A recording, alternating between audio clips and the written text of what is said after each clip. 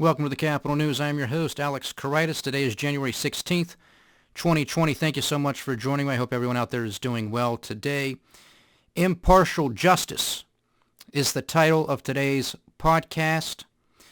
This is in response to Chief Justice John Roberts being sworn in this afternoon in the United States Senate, and also the United States Senate taking an oath to administer impartial justice. We're going to talk about that more in depth, but I do want to talk about some market performance.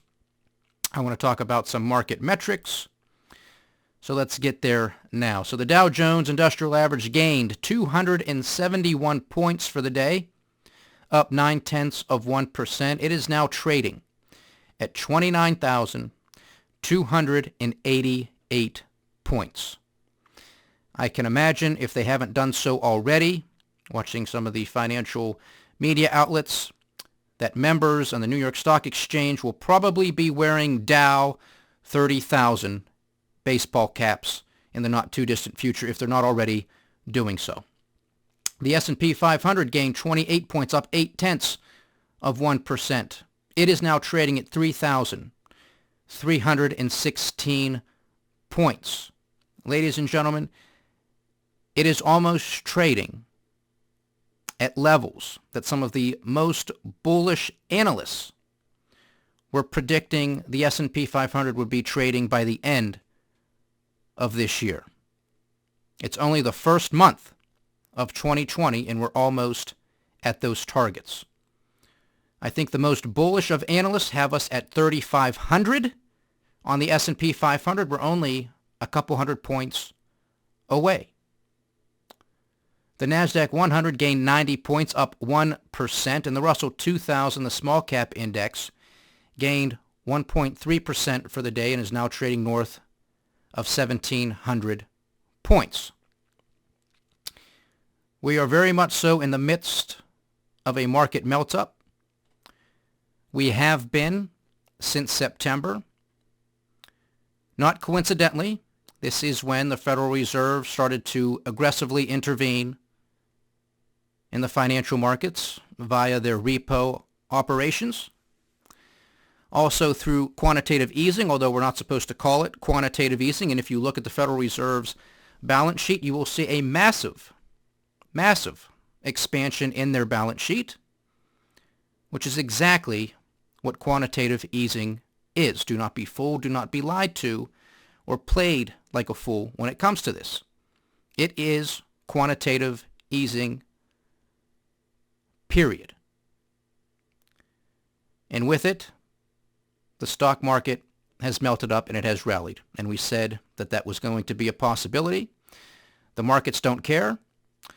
We live in a country where most people don't even know what the Federal Reserve is, let alone what it does. Most Americans do not own financial assets.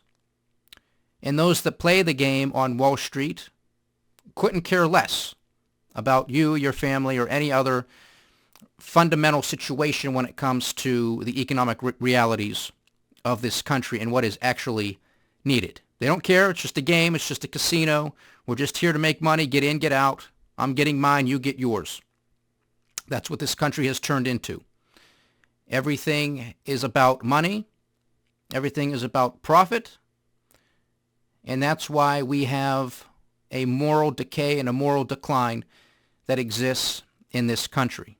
That is really tearing apart the fabric of our society, which is the family unit. If you have a strong family unit or any strong sense of family, you're that much more likely going to have a stronger society, a more moral and righteous character amongst its people and citizens, and by extension, to its government, one that can be held to account. We have a government that is completely out of control and has been out of control for quite a while.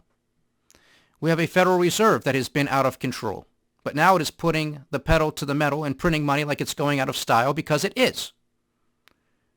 We have trillion-dollar deficits. We have a Federal Reserve that's printing tens of billions of dollars on a nightly basis, or lending out tens of billions of dollars on a nightly basis, I should say. Sometimes 100 billion. All depends on how much demand there is in these overnight markets. But there's nothing to see here, folks. It was supposed to be temporary. It was supposed to be a one-off situation back in September. Pay no attention to the man behind the curtain. Continue on watching your football games, your Housewives of Atlanta. Continue taking your Prozac and your Valiums. Pay no attention to the man behind the curtain. Well, I'm telling you to pay attention to the man behind the curtain. And if you want the reality to change and change for the better, then you have to abolish the Federal Reserve. And you have to abolish the federal income tax. It's just that simple. Now, it's not going to be simple to do it, but that's what we have to start with. Otherwise, you're just swinging at the branches. You have to strike at the root. So that's the stock market. It's most likely going to continue to rally. It's most likely going to continue to melt up, not because the underlying economic situation is getting better here in the United States. That's something I want to talk about here shortly, some of those metrics. But just because there's money printing, and that's all it takes. That's all it is now. It's bought and paid for by the Federal Reserve. Or as I should say, it's bought for by the Federal Reserve. It's going to be paid for by average, everyday Americans. Because this money does not come into existence for free. It comes into existence with interest attached to it. That's the game. We're all suckers. Crude oil is trading at $58.60 a barrel. Brent, the international metric, is trading at $64.70 a barrel. Natural gas continues to get pummeled. It's relentless to the downside right now. It's trading at $2 a decatherm. We haven't been this low for a few years. And remember, it wasn't that long ago, 2015, 2016, where you had the mini recession in manufacturing, and a lot of that was predicated off of the natural gas and oil and energy industry at large. A year ago, you had natural gas at about $4 a decatherm. It's been cut in half. Okay, I'm telling you, the supply-demand functions of this, we are awash. We are awash in natural gas. Also with oil too, but especially natural gas with what's been taking place here in the United States really over the past decade with all of the fracking technologies and with all of the new discoveries that have been taking place around the country. We have gold trading at $1,557 an ounce. Silver is at $18.02 an ounce. Again, I strongly believe that the precious metals market is in the midst of a multi-year bull run. You have to understand that real negative interest rates, which is what we have here because you take the nominal rate minus inflation, and we have inflation starting to tick up, so we're going deeper into negative real interest rates, okay? That is the fuel. That is the fuel for precious metals, particularly gold and silver. And when you look at the prices of gold and silver, particularly gold, it is making record highs across global currencies. Across global currencies. The only one that it has yet to do so and really hold above is the U.S. dollar. Okay, and there's a lot of reasons why that's the case. But there are a lot of people out there who think that the U.S. dollar is likely to take a shellacking. It quite possibly could. I would not be surprised. However, I think the United States dollar is going to have a swan song to the upside before it collapses. So I just think it's, sort of the best girl at the dance, the best house in a bad neighborhood, that type of situation. And there continues to be a liquidity crunch, which is what we're witnessing in the repo market. So there's going to be a lot of demand for U.S. dollars. There's a lot of debt, a lot of foreign debt, emerging market debt that is coming due. It's priced in U.S. dollars. That means there's going to be demand for U.S. dollars. So I do think there is going to be a final run-up, a big leg up perhaps, within the U.S. dollar before we see that collapse. But I do believe the collapse is almost inevitable just simply because of the amount of debt that we carry, the endless wars that we continue on with, the fiscal irresponsibility, $1 trillion deficits, and this has not been in the midst of a recession. So when a recession hits, not if but when, it's going to be even more severe, $1.5 trillion, maybe even $2. Who knows? It will be bad, believe me when I tell you. And that will cause a crisis in confidence that Uncle Sam is not going to be paying back his bills. And the only way that he's going to be able to do so is with the printing press. That's not what we're supposed to do here in the land of the free, home of the brave, in the United States of America. Not a country that espouses free market capitalism. You know who turns on the printing presses to monetize their debt? Banana republics do. Not constitutional republics, banana republics. But that's exactly where we're headed, is the monetization of our debt, which we're already in the midst of doing. That's what quantitative easing is in effect. Okay? Make no mistake about it. We're already there. The only thing we got going for us is that everybody else is a banana republic too. I mean, everything's just fantastic. Honky-dory, it's boomtown. Unbelievable. So that's the commodity space. That's the precious metal space. Pay attention to it. Do your homework. Get diversified. On the bond side, we have Uncle Sam's 10-year Treasury note yielding 1.83%. That's been range-bound, 1.79, 1.83% over the past couple of days. Really no flight to safety for any reason, really no getting out of Dodge and really having rates spike because, well, we just signed the best deal ever, and the USMCA was passed today in the Senate. So, according to President Trump today, the two biggest and best deals ever made were just finally finalized over the past 2 days. So why are U.S. Treasuries, why is the 10-year yielding 1.82%? Shouldn't everybody be out of bonds? Shouldn't everybody be getting into risky assets? Well, that doesn't appear to be the case. Now, maybe it will. The bond market is a huge market, so maybe it's just going to take some time to unwind.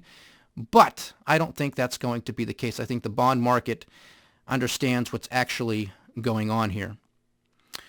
Over in China, we have Chinese 2019 GDP growth weakest in 29 years. The Chinese economy advanced 6% year over year in the fourth quarter of 2019, the same as in the third quarter, matching market expectations. This remained the weakest growth rate since the first quarter of 1992, amid trade pressure from the U.S. and sluggish demand from home and abroad. For full year 2019, the economy grew by 6.1%, the slowest pace in 29 years, but still within the government's target of 6 to 6.5%. Do I believe this number? No, I do not.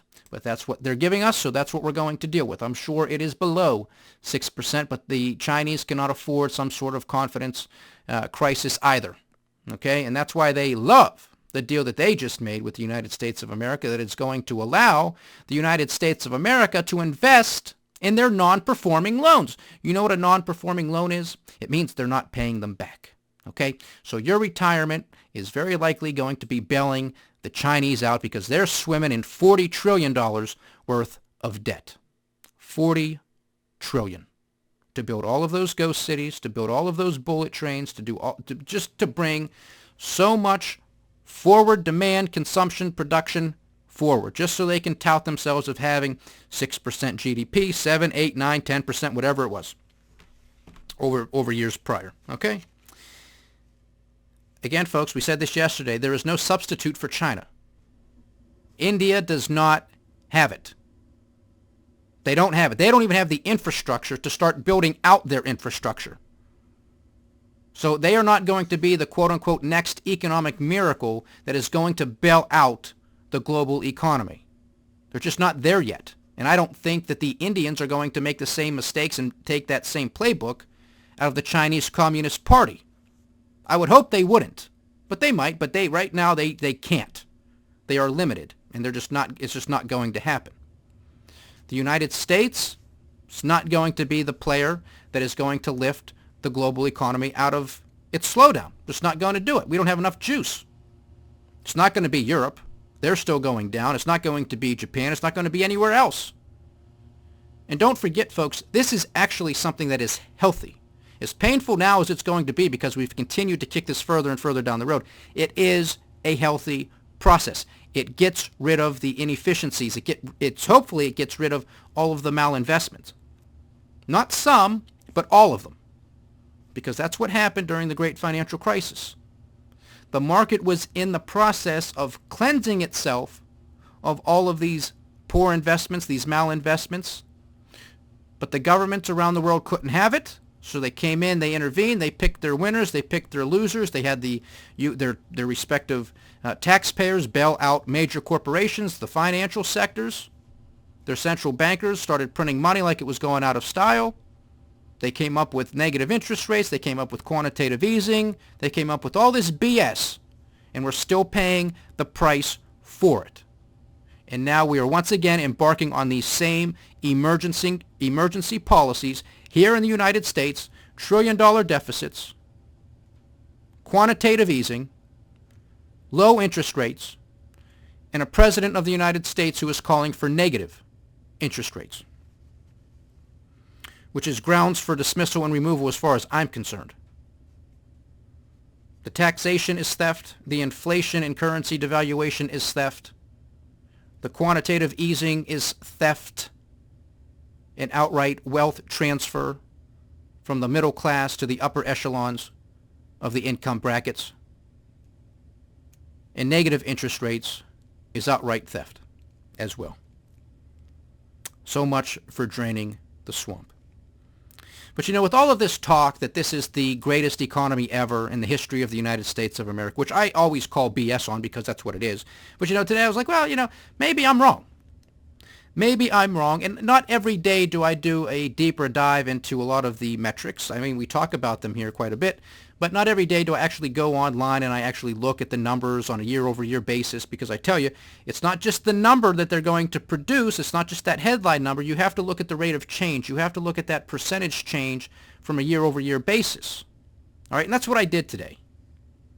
So some market metrics that I looked at, just to see really if we are in boomtown here. I looked at construction. I looked at retail. I looked at manufacturing. I looked at industrial production. I looked at transports.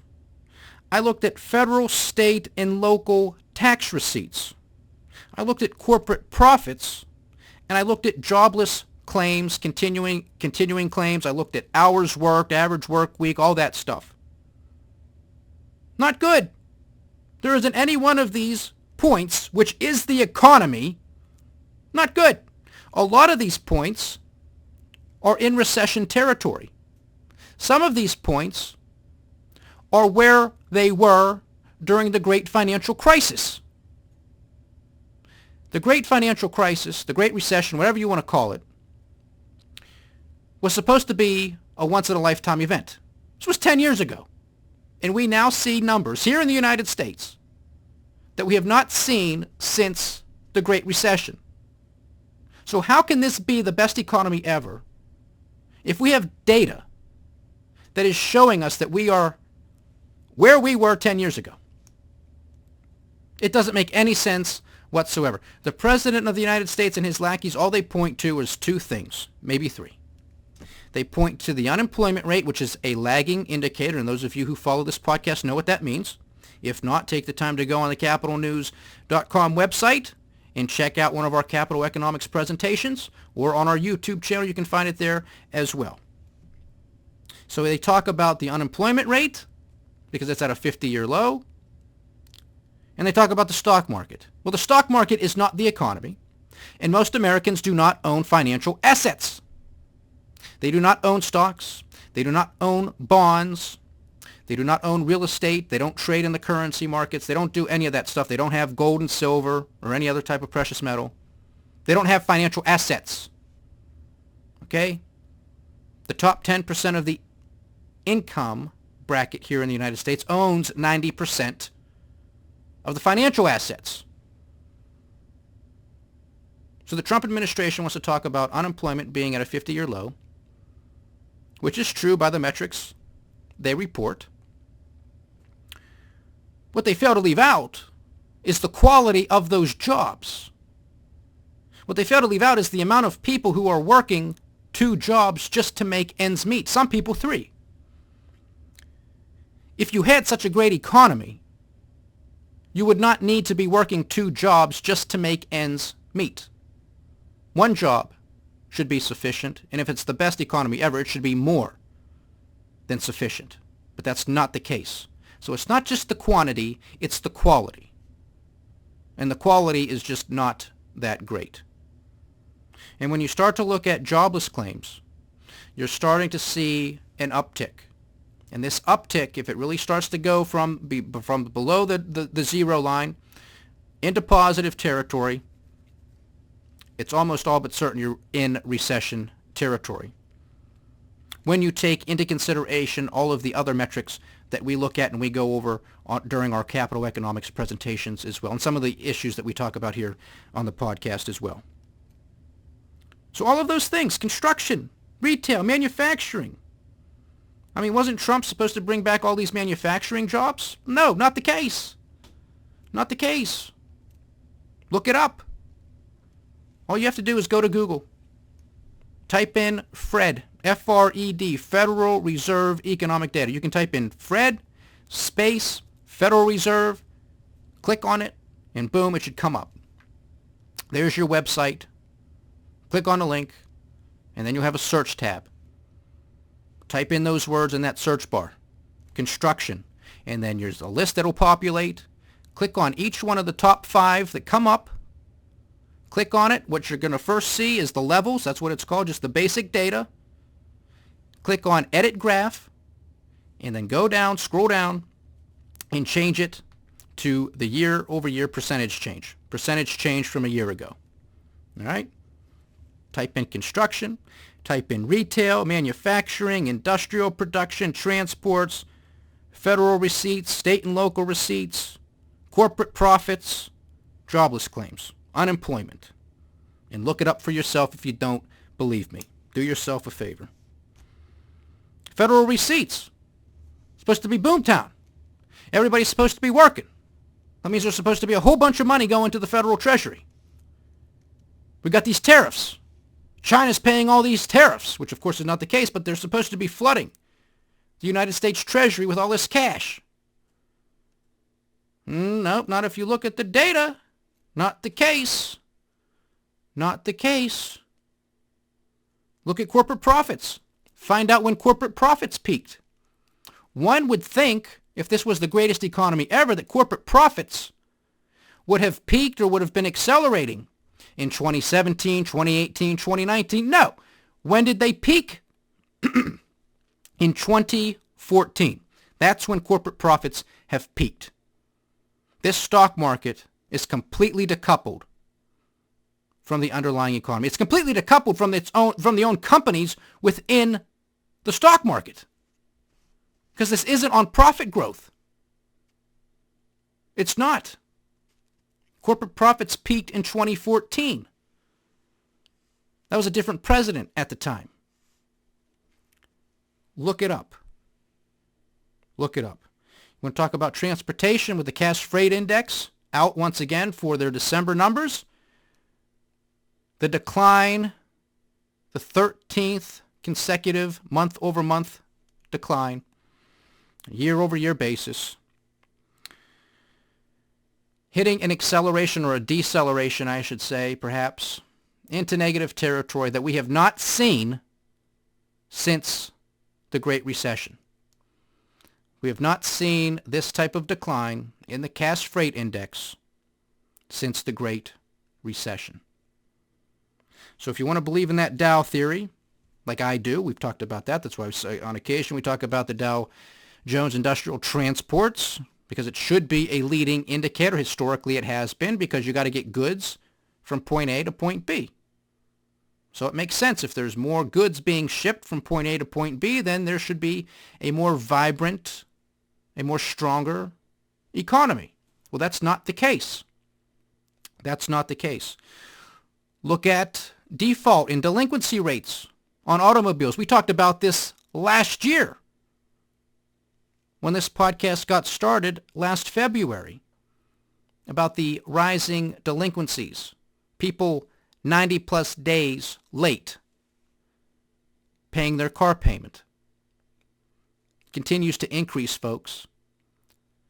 $1.6 trillion in student debt, most of which is not even being paid back because these young people cannot find jobs, or the jobs that they are finding are not paying enough for them to pay rent, pay for their transportation, a car, whatever, pay for health insurance, pay for groceries, and then have something left over to pay down their student debt. This is a travesty. This is a crime. But nobody will be held to account. Nobody will go to jail, and nothing is going to be changed. Nothing. This is not the greatest economy ever. It's not even close. A lot of these metrics are closer to where we were during the depths of that once-in-a-lifetime great financial crisis, the Great Recession of 08, 09. But I guess if you continue with the lie and you say it and repeat it often enough, that people begin to believe it. Was there extra stimulus that was thrown into the economy? There's no question about it. Those tax cuts, most definitely a stimulus. Most definitely. But how are they paid for? They're paid for with trillion-dollar deficits. Deficits plural, because we are going to be paying and suffering from trillion-dollar deficits as far as the eye can see. Deregulation. That's also a boon. That's a good thing. It can be, or it could lead to some excesses. It could lead to malinvestment if it's not balanced appropriately. But who cares, because you got a Federal Reserve that just keeps printing and printing and printing and printing. It won't allow the stock market to correct. It won't allow for free market capitalism to do what it's supposed to do. To seek out price discovery. That's all. If it goes up, that's fine. If it goes down, that's fine. It's price discovery. That's what it's all about. But we can't have that here in the United States of America. We can't tolerate free market capitalism here. It needs to be state-run. It needs to be centrally planned. That's why it's called a central bank. I mean, they don't even hide it from you. It's right in your face. So that's the market performance. Those are some of the market metrics I just wanted to look at today because I thought maybe I'm going crazy. You know, it's the best thing ever, best trade deal ever. Then why wasn't President Xi here? Right? If it was such a good deal for both countries, then why wasn't President Xi here to sign it? Interesting question, isn't it? So, to the title of today's podcast, Impartial Justice. This was an historic day in the United States of America. Chief Justice John Roberts was sworn in today in the United States Senate because he will be presiding over the trial, the impeachment trial of President Donald J. Trump. After he was sworn in by Senator Chuck Grassley of Iowa, he is the Senate pro temp, which basically means he is third in line to the presidency. You would have the vice president, then the Speaker of the House, and then it would go to the Senate pro temp. There was something that I thought was rather significant during the swearing in and actually right after that followed. Some of you may have heard it on the microphone. It wasn't a part of the oath, but it was Senator Chuck Grassley saying to Chief Justice Roberts after the Chief Justice said, "I do," Chuck Grassley said, "God bless you." God bless you. Because I think Chuck Grassley understands the significance, the history, and the gravity of this situation. This has only occurred 3 times in the history of the United States of America. Once with President Andrew Johnson in the late 1860s, and then 20 years ago with President Bill Clinton, and now again today. This is serious stuff, folks. I know the media wants to hype it up that everything's partisan, that the politicians want to hype everything up that it's partisan, that the Democrats rushed everything, that it was just a witch hunt, it's just a hoax, it's just ba ba ba ba ba. And then the Republicans, Mitch McConnell wants to come out and say, yeah, the Democrats rushed everything, but guess what we're going to do in the Senate? We're going to rush through it also. Well, wait a minute. If you're going to criticize them and call them out for rushing it, wouldn't you think then the right thing to do would be to take your time with the trial, to rise above the politics and the partisanship and actually respect the process? If you're going to ridicule the other side, shouldn't you be the one setting the example to do it right? Otherwise, you're just acting like a bunch of 5-year-olds. Well, he did it, so I can do it too. That's all our politics is right now, folks. It's a bunch of 5-year-olds, and I mean no disrespect to 5-year-olds. They don't know better. Maybe these idiots in Congress don't either, but some of them do, and I think Chuck Grassley's one of them. Because when he said, God bless you, to Chief Justice John Roberts, I said, yeah, I think this guy gets it. I think he understands the severity and the gravity of this situation, and I can only hope that the rest of the U.S. senators who stood up this afternoon and raised their right hand and swore an oath to administer impartial justice, that they too understand the gravity of this situation. It is incumbent upon these senators now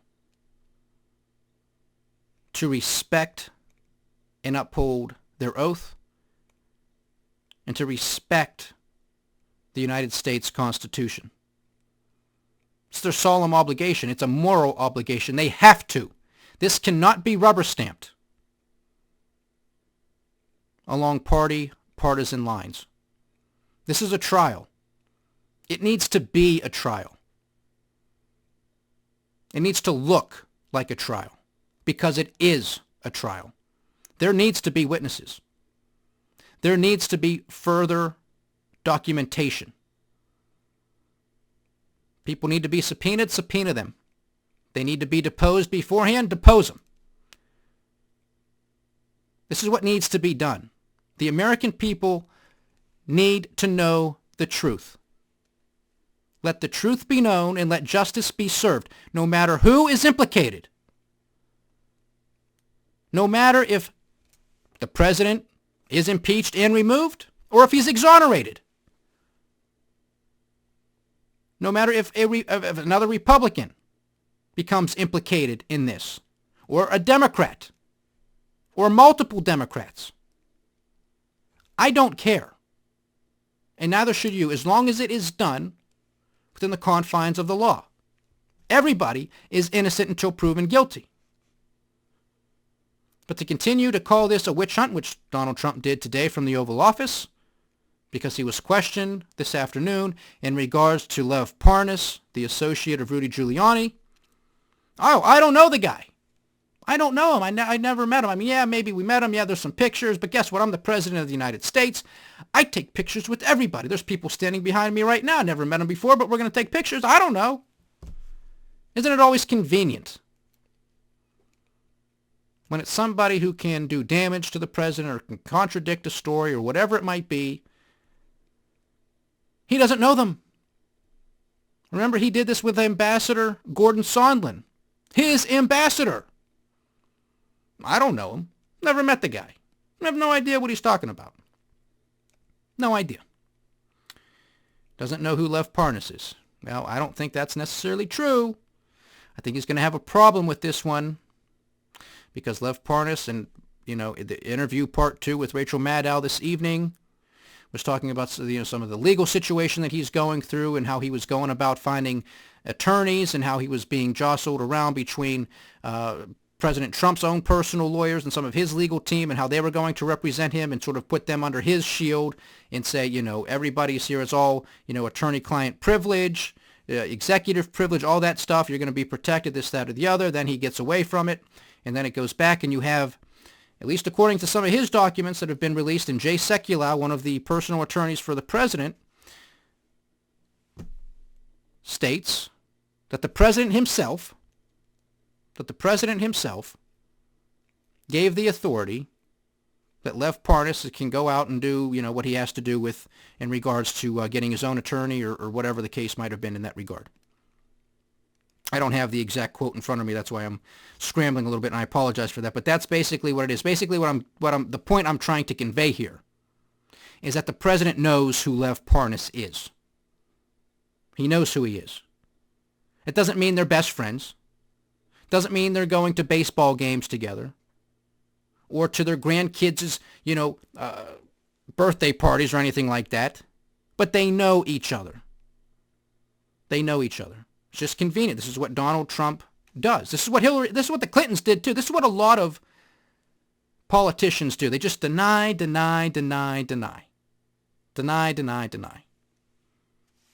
that's what Donald Trump does. Continues to say it's a witch hunt.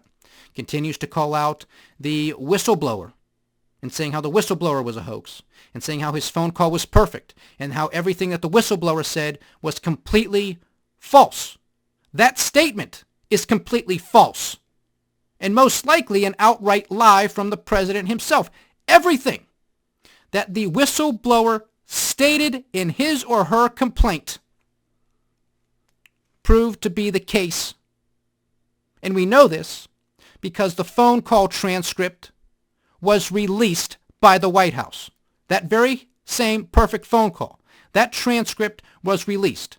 That was the transcript. That was the phone call that was in question. The cause of concern from the whistleblower. Bing, bang, boom. All points, all the names that the whistleblower discussed in their formal complaint was discussed in that phone call. So the president is either hugely ignorant of what actually took place on that phone call and what the whistleblower complaint actually was, or he is outright lying to the American people every time he says this. So it's massive ignorance or it's a huge lie.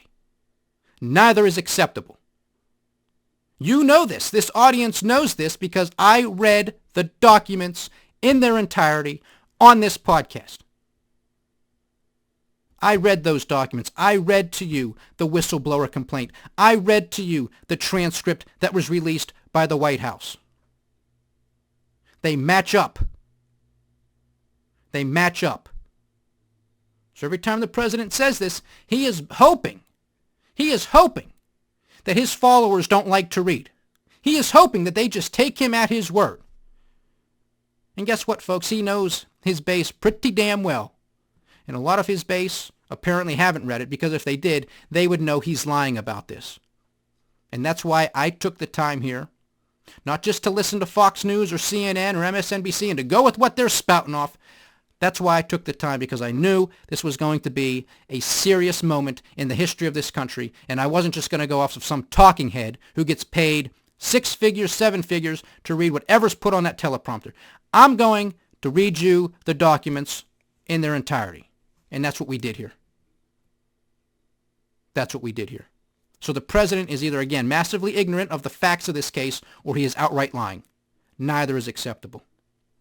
So now the trial in the Senate is set to take place to start on next Tuesday.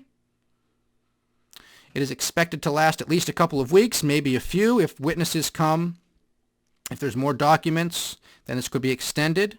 Don't forget that Speaker of the House Nancy Pelosi had extended an invitation to President Trump to give his State of the Union on the 4th of February. So it's very possible that this trial is still going to be taking place during that time frame. So the president will have a decision to make whether or not he wants to give the State of the Union address if the trial is still taking place. I believe that is also something that happened during the Bill Clinton trial. He did give his State of the Union address, and I do believe that he did not mention the impeachment trial. Donald Trump, on the other hand, if we get to that situation, he's a little bit more combative. Quite possible that he would call it out front and center. I would hope that he wouldn't, but it's most likely that he would. The senators in that situation, especially the Republican senators, they'd have to stay true to their oath in that circumstance, and they could not rise, they could not stand and give the president a round of applause. They couldn't, because that would be outright breaking their oath of impartial justice if they're showing favoritism to the defendant. Now, of course, you can say, all right, well, they do that now on television. I am hoping, and you can say, Alex, you're an idiot for being hopeful or optimistic, but I am hopeful that the gravity of this situation, this oath, that these senators, all of them, Democrats, Republicans, Independents, they take this trial seriously. They have to, for the sake of the Constitution, for the sake of this country. This cannot just be a wham, bam, thank you, ma'am trial. This has to be treated with gravity, with the seriousness that it deserves. Impartial justice. We'll find out. Thank you so much for joining me today, ladies and gentlemen. Please like, share, subscribe, get the word out, and leave your comments. We do love hearing from you. Stay diversified, stay vigilant, and stay with the Capital News. I am Alex Karitis. Godspeed.